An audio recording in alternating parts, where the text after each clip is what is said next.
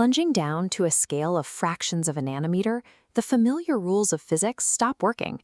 At this level, matter defies our everyday logic. This is the emission spectrum of hydrogen. When early 20th century scientists observed atomic light, they didn't see a continuous rainbow.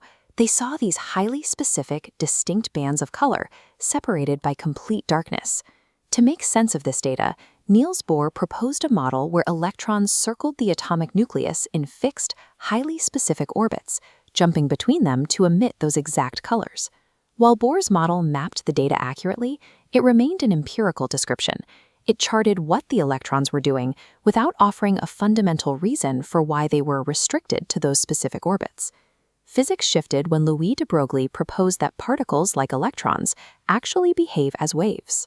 This proposition left scientists without a way to calculate or predict the behavior of matter acting as a continuous wave. Erwin Schrödinger set out to solve this by building a new wave equation from first principles.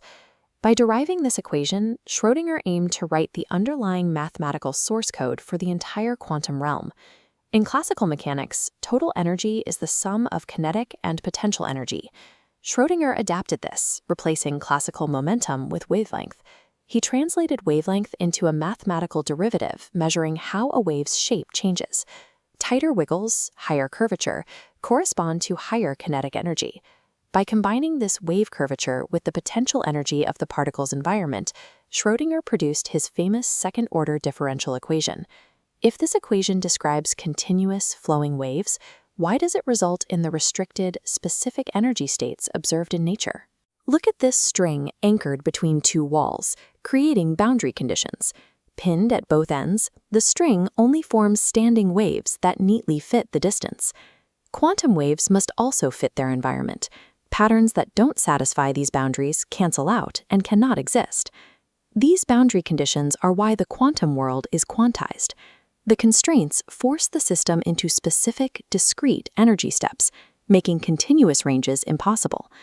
Schrödinger tested his math by applying it to the simplest atomic system, the hydrogen atom. The results were definitive. The allowed wave states predicted by his equation perfectly matched the hydrogen spectral lines scientists had measured years before. These quantized wave states are the underlying reality behind the distinct orbits described in earlier models. Schrödinger showed that discrete energy states are the mathematically proven consequence of the wave nature of matter, providing the foundation for all modern quantum physics.